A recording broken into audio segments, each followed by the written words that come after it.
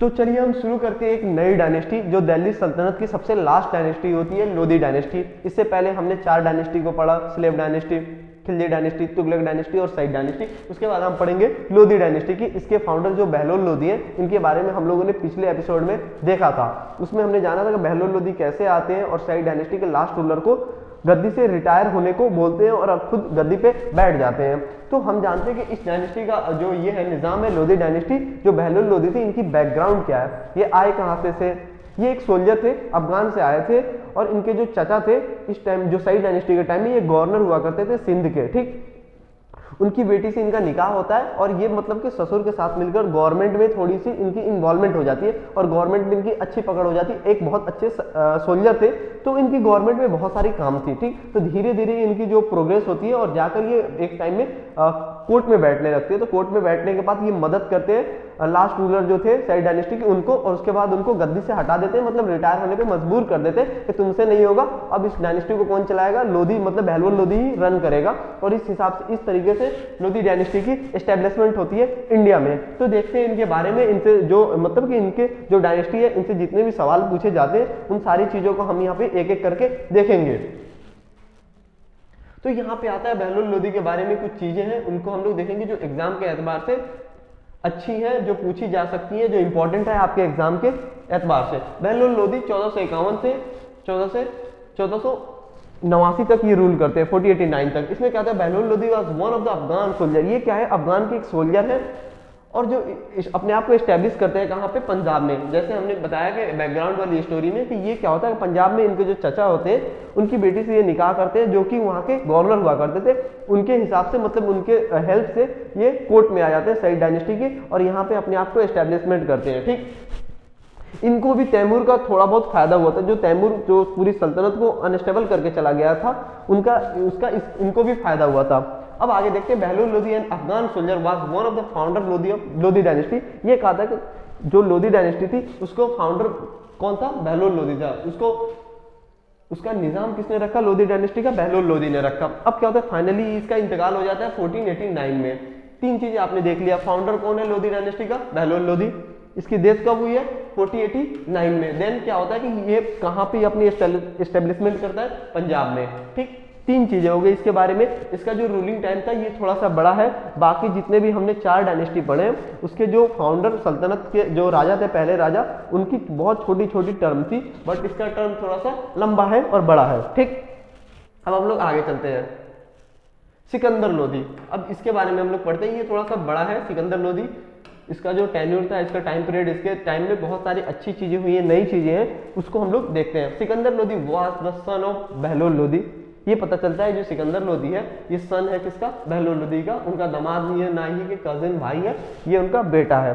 अब बताया जाता है कि ये इनका दूसरा बेटा है। पहला बेटा मतलब इससे बड़ा जो भाई था वो राजा नहीं बनता है, बल्कि सिकंदर लोधी राजा बनता है। ऐसा क्यों है, क्योंकि जो बहलोल लोधी थे अपने मतलब की जिंदगी में ही इसको सक्सीड कर दिए थे कि मेरे वफात के बाद यही बनेगा। हो सकता है जो बड़ा बेटा था उतना काबिल ना हो, तो छोटे बेटे को इन्होंने बनाया था। He conquered Bihar and western Bengal. Bahlol Lodi ने सही सोचा होगा क्योंकि इसने कंकर्ड करा 2 बड़े स्टेट को, जो अभी बिहार है। अब क्योंकि बिहार क्या था, झारखंड। ठीक, जो वेस्टर्न बंगाल की बात करिए इन्होंने, पश्चिमी बंगाल जो अभी हमारा वेस्ट बंगाल है उसको जीता था, मतलब बांग्लादेश को छोड़ दिया होगा, बहुत सारे पार्ट को इन्होंने अपने में शामिल किया होगा। आगे बात समझ में, he shifted his capital from Delhi to Agra. ये हमें आगरा का कैपिटल आपको दिखेगा ही, बहुत सारे जो राजा हैं कैपिटल को अपना इधर उधर करते रहे, तो आपको कैपिटल याद करना होगा कि किसके टाइम में क्या कैपिटल था। इसने भी अपनी कैपिटल दिल्ली से कहाँ ले गया, आगरा में। जो अभी आगरा है उसको बहुत ज्यादा इसने डेवलप भी करा है।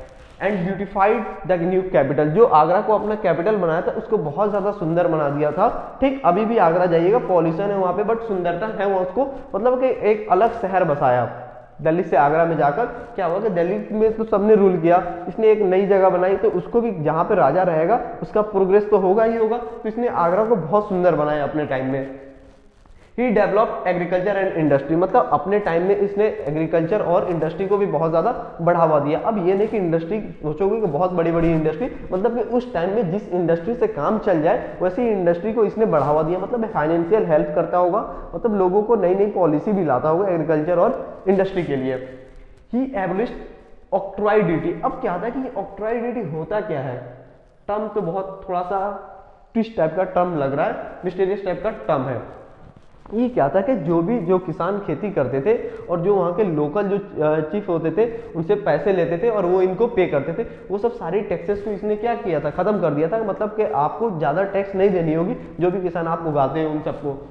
अब क्या था, इसने क्या किया था कि एक मेजरमेंट दी थी। जैसे हम लोग अभी नापते हैं ज़मीन को, बहुत सारी हेक्टेयर में नापते हैं, बीघा में नापते हैं, और छोटी छोटी जो भी टर्म आती है। उसने अपने टाइम में क्या दिया था, गाजी सिकंदर, मतलब कि जमीन को नापने के लिए अपना एक अलग सा यूनिट दिया था, उसको हम लोग बोलते हैं गाजी सिकंदर। ये किसने दिया था, सिकंदर लोधी ने दिया था। मतलब कि एग्रीकल्चर को जब इंप्रूवमेंट करता होगा तो उसमें बहुत सारी नई नई पॉलिसी लाई थी, उसी में एक पॉलिसी क्या है, गाजी सिकंदर। आगे बात समझ में, एक बार फिर से आप सिकंदर लोधी को देख लीजिए। ये दूसरे बेटे थे, second son of Bahlol Lodhi, मतलब कि दूसरे नंबर के बेटे थे। अब क्या होता है कि इन्होंने बिहार और वेस्ट बंगाल को कन्वर्ट करा था और अपनी कैपिटल को शिफ्ट करी दिल्ली से, कहाँ पे, आगरा में। ठीक, आगे बात समझ में, और आगरा को बहुत ज्यादा सुंदर बनाया था। नेक्स्ट क्या आता है कि इन्होंने बहुत ज्यादा डेवलपमेंट करी थी एग्रीकल्चर और इंडस्ट्री में। फिर क्या होता है कि ये बहुत सारी जो टैक्सेस लिए जा रहे थे किसानों से, ऑक्ट्रॉइज ड्यूटी बोला जाता था उस टाइम, जो किसानों से फसलों के ऊपर ये टैक्स लेते थे, उनको इसने कैंसिल कर दी और एक नया सा मेजरमेंट दिया, एक यूनिट दी जमीन को नापने के लिए, उसको हम लोग बोलते हैं गाजी सिकंदर। आगे बात समझ में। अब हम चलते हैं नेक्स्ट पीपीटी पे। अब यहाँ पे आती है कि इनका कुछ ड्रॉबैक भी है, फीडबैक है, अच्छी है या बुरी है, उसको हम लोग देखते हैं।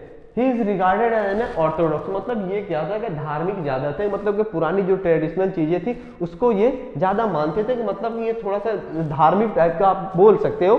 थोड़ा सा क्या, अगर मोनार्की उनके बुक में लिखी गई है इनके बारे में, तो ये बहुत ज्यादा ऑर्थोडॉक्स होंगे, मतलब कि अपना जो लॉ होगा, अपना जो रिलीजन होगा, उसके खिलाफ ये कुछ देखना नहीं चाहते थे। He sternly forbade Muslim from the following, मतलब ये चाहते थे कि जो मुसलमान है वो शरिया को फॉलो करे, इस्लामिक रूल को फॉलो करे, बल्कि दूसरी जगह दूसरे रूल को जो मॉडर्नाइजेशन है उसकी तरफ ये नहीं देखते थे। ये देखते थे अपने ट्रेडिशन, अपना कस्टम जो इस्लामिक लॉ बताता है उसके हिसाब से चलने के लिए।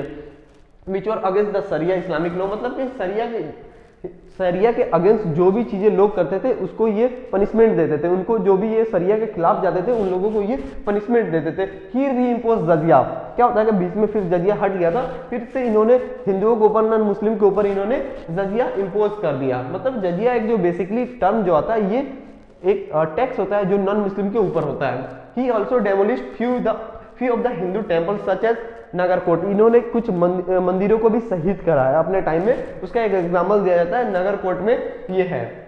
ठीक, इतने सारी चीजें आपने सिकंदर लोधी के बारे में देख लिया। जब उनको ऑर्थोडॉक्स बोलोगे, धार्मिक बोलोगे, तो इतने सारे एग्जाम्पल उनके लिए काफी है। ठीक, अब हम लोग चलते हैं नेक्स्ट पीपीटी पे। अब आता है इब्राहिम लोधी। ये कौन था?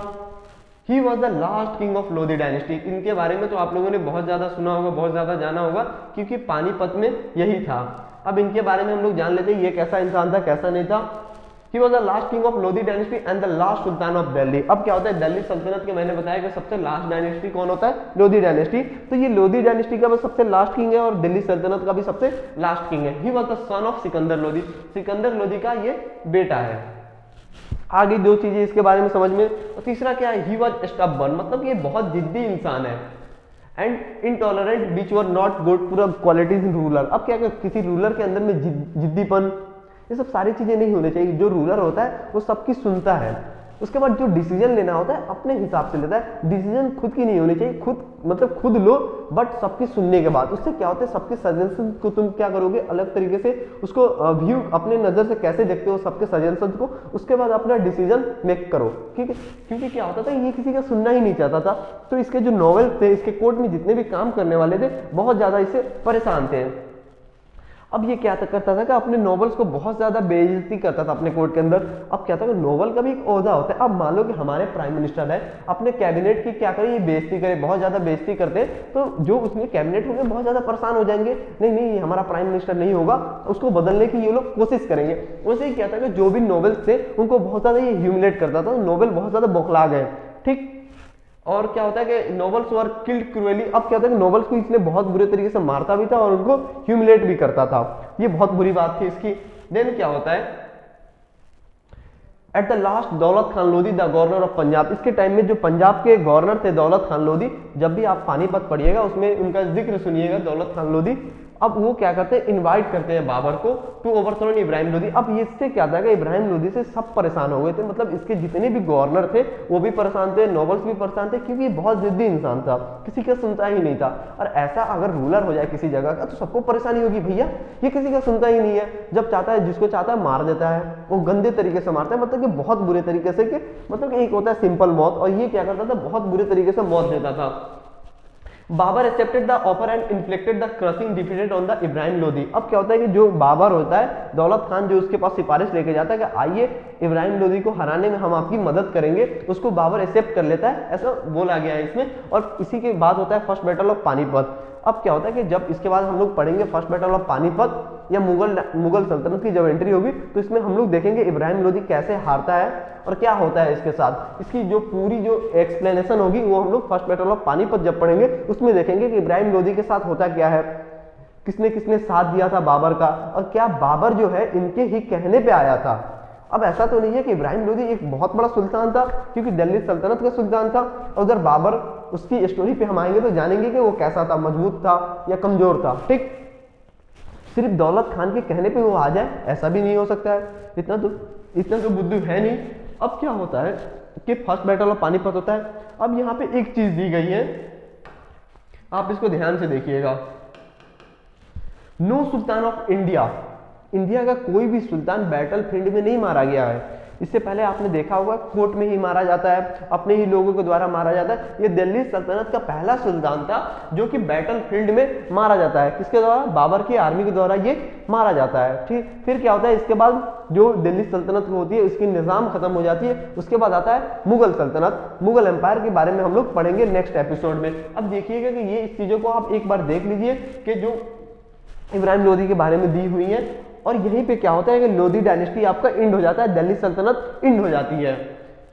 तो यही था आपके दिल्ली सल्तनत और लोधी डायनेस्टी में। होप आपको समझ में आया होगा पूरा दिल्ली सल्तनत, और जितने भी एग्जाम के एतबार से जितने भी क्वेश्चन थे उन सारी चीजों को हमने कोशिश करा इसमें पुट करने के लिए। ठीक, तो मैं उम्मीद करता हूँ आप सबको ये एपिसोड आपको बहुत अच्छे से पसंद आया होगा। Okay, thank you.